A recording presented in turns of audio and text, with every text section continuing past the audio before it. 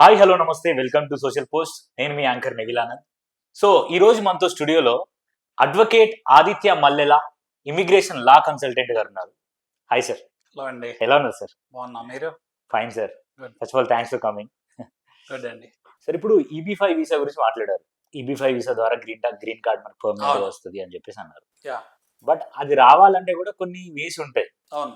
అది ఎలా వెళ్ళాలి, ఏ వేలో వెళ్ళాలి, ఇన్వెస్ట్మెంట్ పద్ధతులు ఎలా ఉంటాయి, ఎంత Yeah. ఖర్చు చేస్తే వస్తుంది, ఫ్యామిలీకి ఎలా వస్తుంది, ఎంత మందికి వస్తుంది, సో ఇలాంటి కన్ఫ్యూజన్స్ కూడా క్లియర్ చేయాలి sir. So green card fast గా తెచ్చుకోవాలి అనుకున్న వాళ్ళకి వాళ్ళు అన్ని మార్గాలు ఎక్స్ప్లోర్ చేశాక, ఎందుకంటే ఇప్పుడు గ్రీన్ కార్డ్ రావాలంటే మోర్ దెన్ 100 years పడుతుంది కాబట్టి ఇప్పుడు అప్లై చేస్తే అసలు అప్లై చేయడానికి 5 to 7 years పడితే రావడానికి 100 years పైన పడుతుంది. అవును. కాబట్టి మరి వాళ్ళు ఒకవేళ గ్రీన్ కార్డు తెచ్చుకోవడానికి అన్ని మార్గాలు ఎక్స్ప్లోర్ చేశాక వాళ్ళు కనుక కంక్లూజన్ ఫైనల్ గా EB-5 వీసానే మనకి మార్గము, ఇప్పుడున్న సిచ్యువేషన్ లో EB-5 వీసాను ఆప్ట్ చేసుకుంటే మనకి ఫాస్ట్ గా గ్రీన్ కార్డ్ వస్తుంది. డెఫినెట్ గా మన EB-5 వీసా ద్వారానే గ్రీన్ కార్డ్ తెచ్చుకోవాలి, ఇది బెస్ట్ రూట్ అని చెప్పి అర్థం చేసుకున్న వాళ్ళకి EB-5 వీసాలో ఫస్ట్ స్టెప్ వాళ్ళకి కావాల్సింది ఏంటి అంటే వాళ్ళు ఐడెంటిఫికేషన్ ఆఫ్ దేర్ సోర్సెస్ చూసుకోవాలి. ఐడెంటిఫికేషన్ ఆఫ్ సోర్సెస్ అనగానే అసలు EB-5 వీసాకి కావాల్సింది ఏంటి? 8 crores మనీని మనం తీసుకెళ్లి US లో ఇన్వెస్ట్ చేయాలి. ఆ 8 crores మళ్ళీ మనకి with in few years of time వెనక్కి వస్తుంది. బట్ ఆ 8 crores వల్ల అక్కడ వాళ్ళకి ఎంప్లాయ్మెంట్ ఎకానమీ జనరేట్ అయ్యి కంట్రీ అభివృద్ధి చెందుతుంది. Infrastructure projects, real estate projects అక్కడ డెవలప్ అవుతున్నాయని బేస్ చేసుకొని మనకి గ్రీన్ కార్డ్ ఫాస్ట్ గా ఇస్తాం జరుగుతుంది. సో US లో ఇన్వెస్టర్ అవుతాడు. అవును, మనం US లో ఇన్వెస్టర్ అవుతున్నాం. ఎప్పుడైతే మనం US లో ఇన్వెస్టర్ అవుతున్నాం, ఇన్వెస్ట్ చేస్తున్నామో మన డబ్బులు మళ్ళీ వెనక్కిస్తున్నారు. డబ్బులు వెనక్కిస్తుంతో పాటు ఆ డబ్బులు పెట్టినందుకు మనకి రిటర్న్స్ ఏంటి అంటే మన గ్రీన్ కార్డ్ మనం అర్థం చేసుకోవాల్సింది. సో అంటే గ్రీన్ కార్డ్ మనకి ఫాస్ట్ గా వస్తుంది. ఈ మార్గం ద్వారా ఒక రకంగా మనం ఏం డబ్బులు పెట్టకుండా మనకి గ్రీన్ కార్డ్ వస్తుంది. అది కూడా చాలా ఇంపార్టెంట్. చాలా మందికి అర్థం కాని విషయం ఏంటంటే 8 crores ఉంటే మనం ఇండియాలోనే ఉండొచ్చుగా అనుకుంటారు. అసలు నిజంగా US వెళ్ళాలనుకున్న వాళ్ళు 8 crores కాదు కదా, 1 million అయినా కూడా డెఫినెట్ గా US వెళ్ళాలి. నేను ఇమ్మిగ్రేషన్ పరంగా రూల్స్ అండ్ రెగ్యులేషన్స్ పరంగా ఇంక వేరే విధానం లేదు కాబట్టి గ్రీన్ కార్డ్ తెచ్చుకోవడానికి ఈ విధానం బెస్ట్ అని ఆప్ట్ చేసుకొని వెళ్తారు. ఎందుకంటే వాళ్ళు అక్కడ ఎర్న్ చేసుకోగలిగే కెపాసిటీ వాళ్ళకి ఎప్పుడైతే గ్రీన్ కార్డ్ మీద వస్తుందో ఇది just it's like return on investment అన్నమాట వాళ్ళకి. సో ఇంతకంటే 10 times ఎక్కువ ఎర్న్ చేసుకోవచ్చు అన్న కాన్ఫిడెన్స్ తో వాళ్ళు ఉంటారు. అయితే మరి 8 crores మనం అక్కడ పెడుతున్నాం కదా, ఈ 8 crores వెనక్కి వస్తున్నాయి కదా, నెక్స్ట్ 2 to 4 years లో కానీ 3 to 5 years లో కానీ ఈ డబ్బులు వెనక్కి వస్తాయి. డిపెండ్స్ ఆన్ ద ప్రాజెక్ట్ అన్నమాట. ప్రాజెక్ట్ బట్టి వేరీ అయింది యూజువల్ గా. ఓకే. సో EB-5 వీసాలో 8 crores కావాలి అక్కడ ఇన్వెస్ట్ చేయాలి అన్నప్పుడు ముందు మనం ఆ 8 crores ని ఎలా లిక్విడేట్ చేసుకోవాలి, మనకు సోర్సెస్ ఏమున్నాయి, అసలు మనం లిక్విడేట్ చేయడానికి ఏం ఎఫర్ట్స్ పెట్టుకోవాలి, ఆ ఎఫర్ట్స్ మనం పెట్టడానికి ఏం పని చేయాలి అనేది చూసుకోవాలి. ఫస్ట్ ఎవరికైతే మనం ఈ EB-5 వీసా ద్వారా గ్రీన్ కార్డ్ తెచ్చుకోవాలనుకున్నారో వాళ్ళకి కావాల్సింది ఏంటి? 8 crores ఆఫ్ మనీని లిక్విడేట్ చేసుకోవడానికి వాళ్ళ ఎఫర్ట్స్ పెట్టాలి. ఎఫర్ట్స్ ఎప్పుడైతే పెడతారో వాళ్ళకి డెఫినెట్ గా ఫాస్ట్ గా గ్రీన్ కార్డ్ వస్తుంది.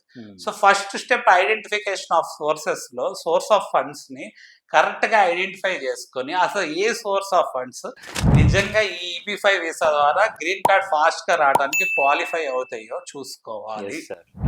మరి చూసుకోవడానికి వాళ్ళు ఏం చేయాలి? They need to come up with what their plans are. Plan A రాసుకోవాలి, ప్లాన్ B రాసుకోవాలి. And they need to understand what source of funds qualify for EB-5 source of funds ఈ green card రావడం.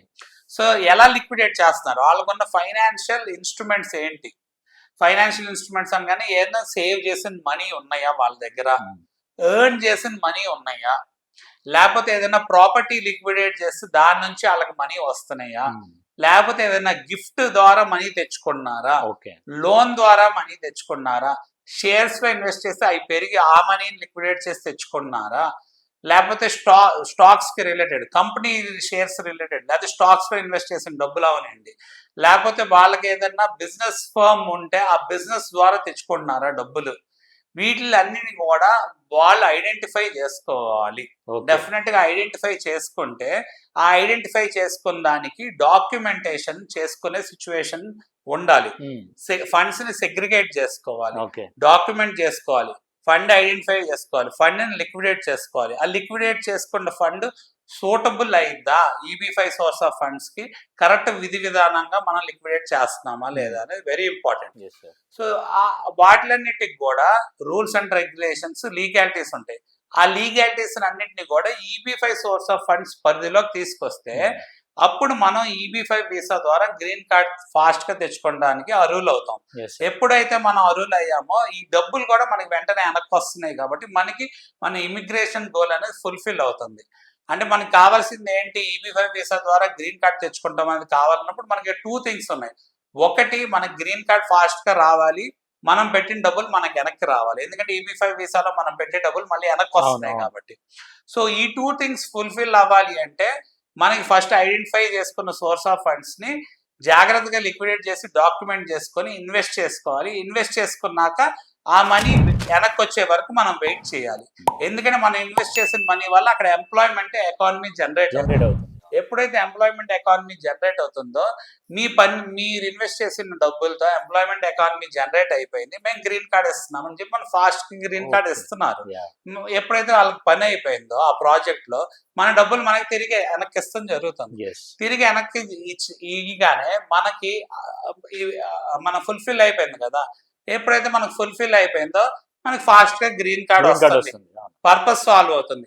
Plus ఏంటి, మన citizen కూడా EB5 visa ద్వారా త్వరగా citizen అయ్యే సిచ్యువేషన్ కూడా ఉంటుంది. ఎందుకంటే EB5 వీసా టైం లైన్ చూసుకుంటే 6 months లో వర్క్ వీసాస్ వస్తున్నాయి, 1 to 2 years లో కండిషనల్ గ్రీన్ కార్డ్ వస్తుంది, 4 to 5 years లో పర్మనెంట్ రెసిడెంట్ గ్రీన్ కార్డ్ వస్తుంది.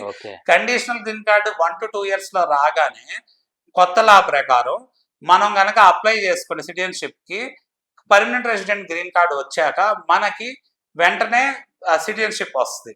అంటే ఓవరాల్ గా మనకి ideal time line let's say ఒక 2 years లో కండిషనల్ గ్రీన్ కార్డ్ వచ్చింది అనుకోండి, రిఫార్మ్స్ అండ్ ఇంటిగ్రిటీ యాక్ట్ 2022 ప్రకారం 5 years లో పర్మనెంట్ రెసిడెంట్ గ్రీన్ కార్డ్ వస్తుంది, 7 to 8 years లో సిటిజన్షిప్ వస్తుంది. సో EB5 వీసా ద్వారా మనం గ్రీన్ కార్డ్ వచ్చే సిచ్యువేషన్, సిటిజన్ అయ్యే సిచ్యువేషన్ ఫాస్ట్ గా ఉంటుంది మనకి.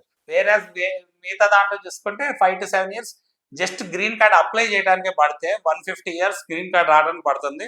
అక్కడ నుంచి మళ్ళీ 5 years సిటిజన్షిప్ తెచ్చుకోవడానికి పట్టింది. ఓకే సార్, ఇప్పుడు EB5 వీసా అన్నారు కదా, దీంట్లో ఎన్ని టైప్స్ ఆఫ్ EB5 వీసాలు ఉంటాయి? సో EB5 వీసా అనేది ఒకటే కేటగిరీ అండి. సో ఒకే కేటగిరీలోనే మనకి ప్రాజెక్ట్స్ లో రకరకాల ప్రాజెక్ట్స్ ఉంటాయి. సో ప్రాజెక్ట్స్ అనేది క్లాసిఫికేషన్ ఉంటుంది. బట్ గ్రీన్ కార్డ్స్ లో రకరకాల గ్రీన్ కార్డ్స్ ఉంటాయి. గ్రీన్ కార్డ్స్ మీరు అడిగిన క్వశ్చన్ లో ఏంటంటే ఎన్ని రకాల గ్రీన్ కార్డ్స్ ఉంటాయి అంటే, గ్రీన్ కార్డ్స్ లో మనకి బ్లడ్ రిలేటివ్ గ్రీన్ కార్డ్స్ ఉండొచ్చు, లేకపోతే మనకు స్పౌస్ స్పాన్సర్ చేసే సిటిజన్ అయితే స్పాన్సర్ చేసే గ్రీన్ కార్డ్ అయి ఉండొచ్చు, లేకపోతే పేరెంట్స్ కి అక్కడ సిటిజన్ స్పాన్సర్ చేసేది అయి ఉండొచ్చు, లేకపోతే రీసెర్చ్ నోబెల్ ప్రైజ్ నామీ లేకపోతే ఎక్స్ట్రాడినరీ అవుట్ స్టాండింగ్ స్కిల్స్ ఉంటే అదొక category of green card apply చేయొచ్చు. మనం యూజువల్ గా ఎవరైనా అప్లై చేసేది అంటే EB2, EB3 అండి, వర్క్ వీసా ద్వారా కానీ ఎడ్యుకేషన్ ద్వారా. అవన్నీ అక్యుములేషన్ అయింది 2014 నుంచి అక్యుములేషన్ అయ్యి ఇప్పుడు 150 years పడుతుంది. అదే EB5 వీసా ద్వారా అయితే వెయిటింగ్ లిస్ట్ లేదు, కరెంట్ లో ఉంది. సో ఫాస్ట్ గా మనకి గ్రీన్ కార్డ్ వస్తుంది.